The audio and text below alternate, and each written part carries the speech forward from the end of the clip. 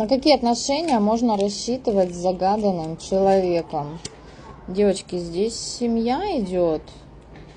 Ну, то есть на серьезные отношения.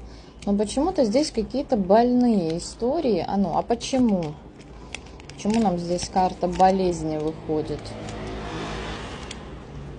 А здесь какая-то еще другая женщина есть.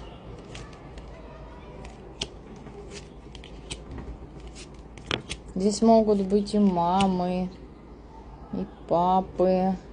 То есть какие-то родственники здесь будут вмешиваться. Вот. И здесь еще что-то с работой связано, какие-то неприятности. Это не ваше, это его.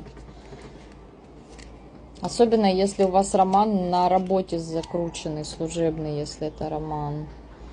Вот, но это все проходящее, приходящее. У него вообще переживания только именно за финансовый аспект.